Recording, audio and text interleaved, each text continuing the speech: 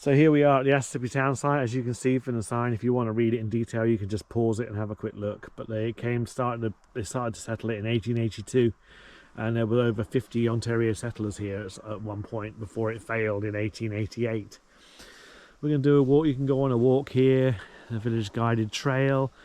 It's about 0.9 of a kilometre. Apparently it takes about an hour to do it, but it's right down in the bottom by the Shellmouth River. It's a beautiful spot, and we'll take some more pictures and show you some more area around here. It's beautiful. Somewhere doesn't get used very much, not many people come here, but Tina and I are going to go and have a little walk around.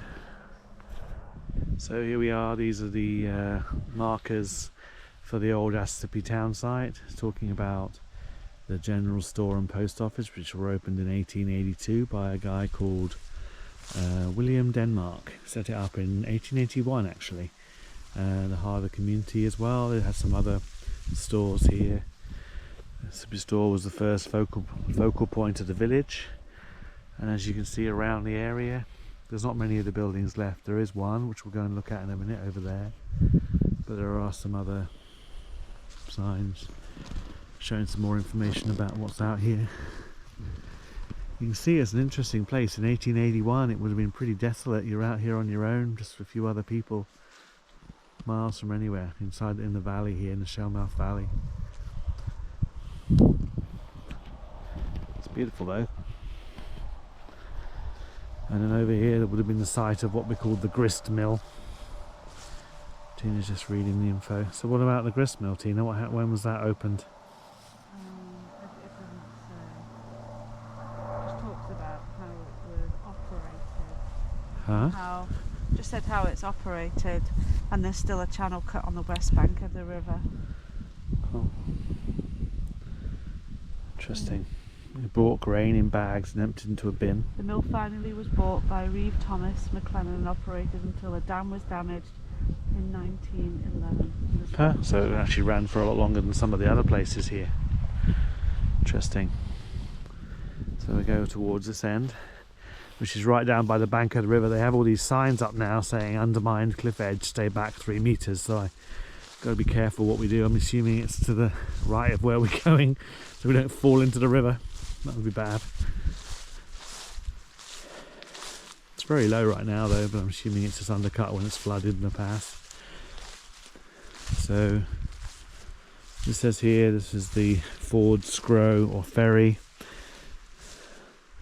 The main trail in Asessippi was a branch north of Saskatchewan. So this is where they would have crossed.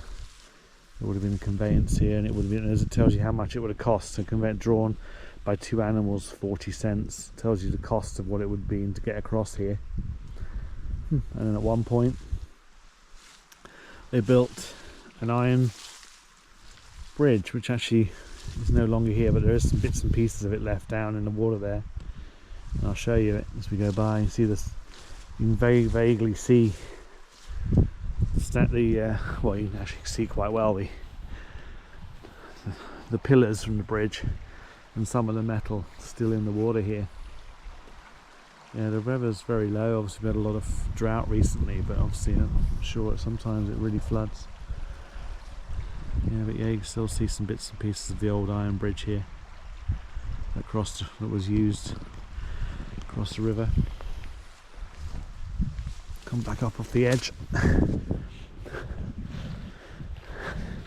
And we'll keep away from that edge. I don't want to fall into the river. And this is another sign here, which is the blacksmith shop. So at some point there was a blacksmith shop here. See from the picture. About 1885. It was put into place. And they moved south to Foxwarren in 1897. The people of Asessippi had to go elsewhere for their blacksmithing, which is a shame, so they lost their ability for that when they moved south to Foxwarren, which is what, about, nowadays in a car it's what, an hour from here, half an hour from here or so, Foxwarren. As you can see, the Shellmouth River runs through the middle. I'm not going to go too close to the edge because it's undercut, but you see how beautiful it is here. It is a beautiful area. And as we talked about earlier, the aspens are just amazing all around the area. As we come over here, there's another sign, and there's actually one of the last remaining buildings of the Asessippi town site.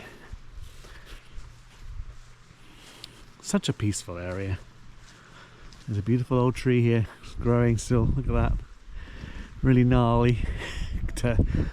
Been there for a long time, that tree. It's probably here when they were living here still. So this is the Asessippi town site building that was used as a boarding house.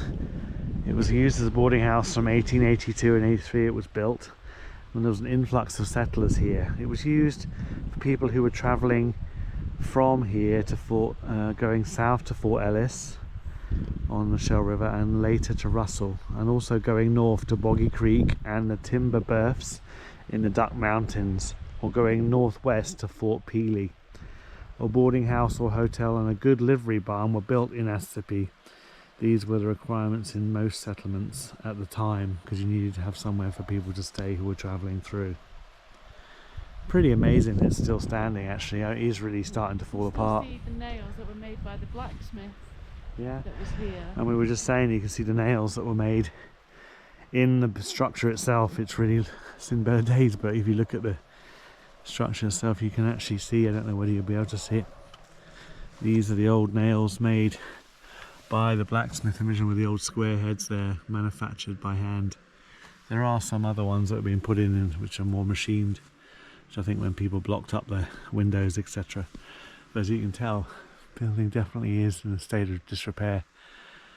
But yeah, it's a good bit of history. Interesting.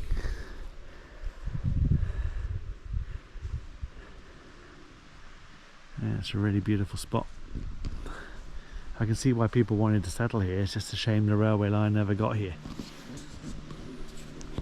So that's the last bit of it. If you see around the whole town site, you know, people crossed over this bridge and came into the town site, spread out around,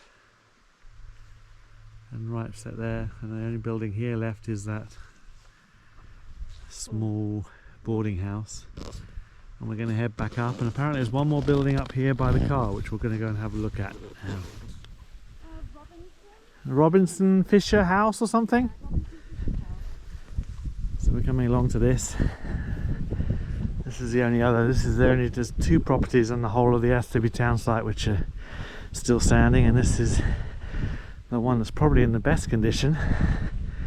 I'm not sure whether it gives us any other information about who lived here and what they did here, but yeah, as you can see, we come around, you can see here the Asessippi ski resort, and over there to the far side, I don't know whether you can see it from this camera, you've got the cottages and the cabins of the ski resort over there. That's Asessippi Cove.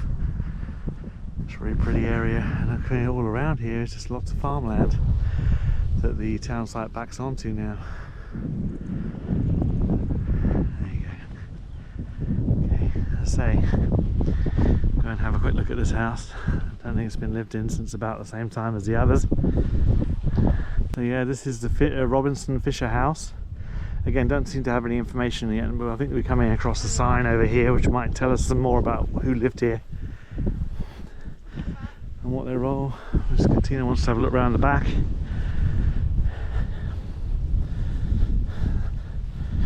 Anything interesting around there? Lovely bay window.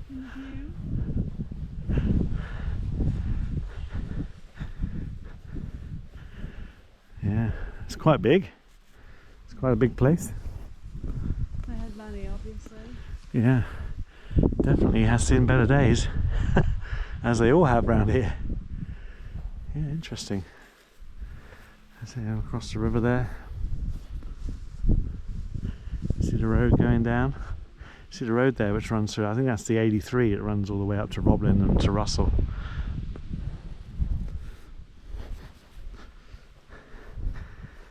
I'll wander over here, have a little look at the information, to share this information with you. So in conclusion, this is the last view that we have inside the Asessippi Provincial Park of the old Asessippi town site.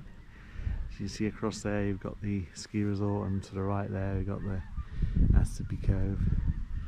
So this is Asessippi town site is one of many towns which sprung up in the 1800s in the anticipation of there being a railway line, but of course it never happened, so they eventually died and moved on in favour of other towns within the area, which made kind of set it up for the 20th century. And after that we moved into coming back to that situation again now, where small towns are struggling to survive and having to make hard choices about what they're going to do. But hey, you can't complain at the scenery. It's absolutely stunning around here. Definitely worth a visit if you just want to come and have a little look at some of the history of the Asessippi Provincial Park. It's pretty amazing. Yep. Okay, well thanks for coming along with us and having a look at the area. And if you're thinking about coming, I'll put some information and a link in the description for those who are thinking about maybe taking a visit up here. There is some accommodation, some good accommodation in Russell, at the Russell Inn. Accommodation there available, which gives you a kind of base from which to travel around this area if you don't have anywhere else, or if you don't have a van or anything else to stay in. Okay, well thanks for watching, and if you like what you've seen, please subscribe and like the channel. Have a great day. Bye.